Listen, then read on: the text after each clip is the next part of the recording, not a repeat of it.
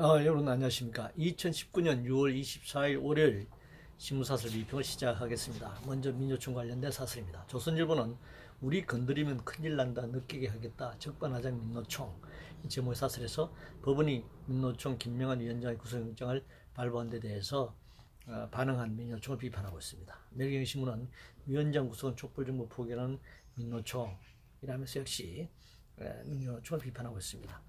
부당한 구속에 대해 항의하는 것은 당연합니다. 경찰 조사, 영장 실질 심사 등 사법당국이 요구하는 대로 응했다는 것은 도주 우려가 없다는 것 아니겠습니까? 그런데 도주 우려가 있다는 이유로 구속한 것이 문제죠.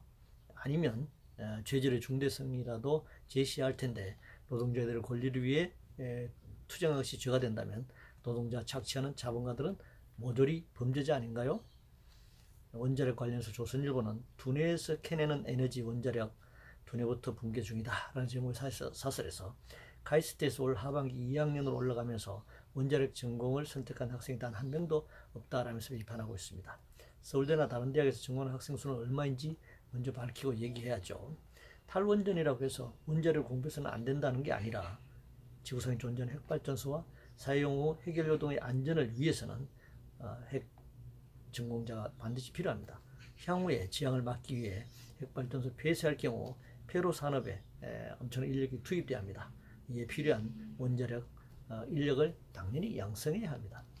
세금 관련해서 조선일보는 내년 예산 500조 넘기는 것 당년 국민 세금 못 써서 안달인가 하면서 정부의 내년도 예산안 방침에 대해서 비판하고 있습니다. 당연히 세금을 걷고 사용해야죠. 국가나 지역사회 등 공동체 사회를 운영하려면 비용이 필요합니다. 그 비용은 국회가 정합니다. 절대적인 기준은 없습니다. 국제적인 조세 부담률도 있고 각 나라별 특수한 사정에 따라 정할 수도 있죠. 문제는 우리나라 경제 수준에서 탈세가 많고 조세보다 낮다는 점을 감안했을 때 조세 이 재정을 확충한다면 정부 재정을 확대할 수 있다 이렇게 생각합니다.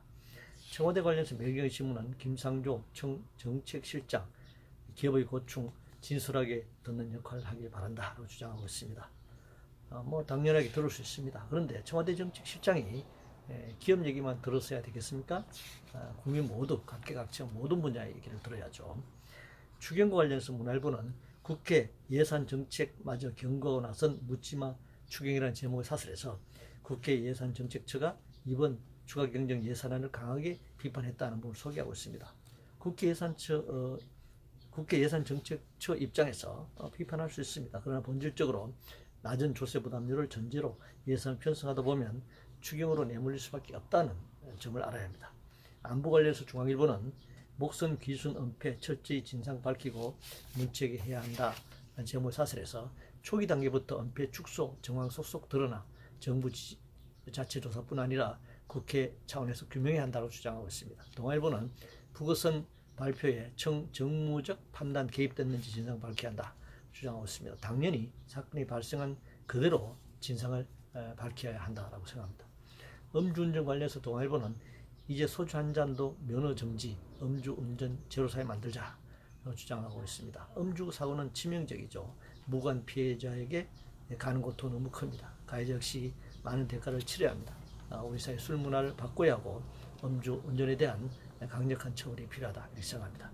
신공항 관련해서 중앙일보는 신공항 여권의 PK 총선 전략용에서는 안 된다고 주장하고 있습니다. 박근혜 정부 당시 PK, TK 갈등을 김해공항 확장으로 봉합했죠. 국토의 균형적 이용과 총선 전략이 분리되어 하지만 현실은 그렇지 못하다라고 하는 것을 지금 반영하고 있는 것입니다.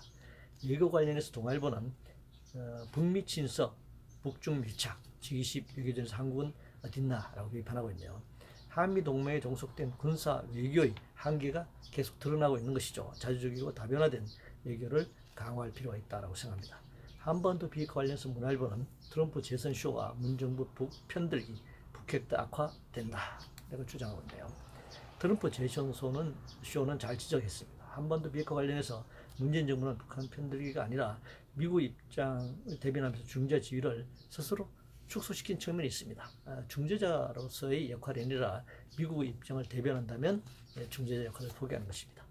사회적 갈등 관련해서 한국경신문은 사회 갈등 곳곳서 불거지는데 정부는 무엇을 하고 있나 라는 제목의 사설에서 특수학교 이어 이번엔 정신병원 놓고 님비 갈등이 증폭되고 있다.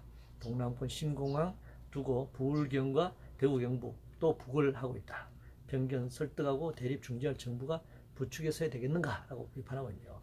사회적 갈등은 필연적으로 존재합니다. 이를 어떻게 조정하느냐가 중요하죠. 그러나 갈등은 지역 정치적 입장에 따라 달라지지만 토지 건물들 소유 공적 사적을 불문하고 토지 건물들 소유 여부에 따라 그 정도가 달라진다는 점은 정치적 지역적 이해관계 또 다른 측면이 있다라고 하는 것입니다.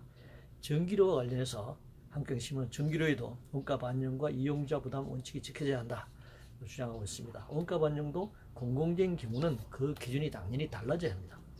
6.25 전쟁과 관련해서 한경신문은 6.25는 북침 대놓고 주장한 김정은의 엄중히 경고해야 한다 라는 제목의 사설에서 평양 모란봉의 조중 우위탑을 시진핑 중국 국가주석과 함께 참배한 뒤 조선이 침략을 받아 방어하는 과정에서 중국 인민지원이 치른 용감한 희생을 영원히 기억하겠다 라고 한 말을 지금 비판하고 있는데, 남한은 한국전쟁을 북한의 침략전쟁이라고 부르고, 그러나 북한은 6.25 전쟁을 남한 해방전쟁이라고 부릅니다.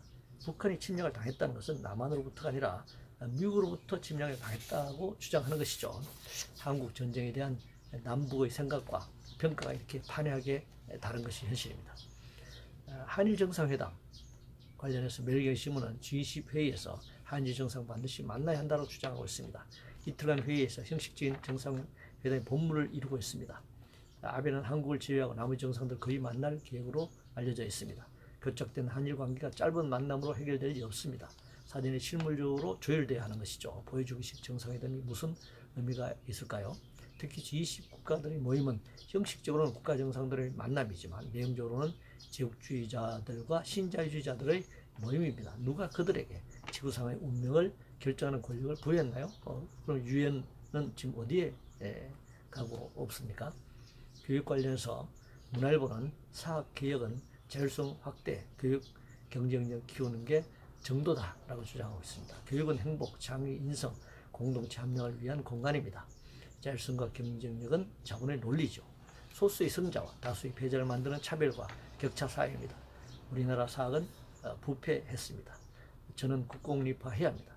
우수 사학이 인재를 길러내는 것이 아니라 인재를 독식해 잘못된 교육을 지키고 있는 것이죠. 이상으로 2019년 6월 24일 월요일 심사수 비평을 모두 마치겠습니다.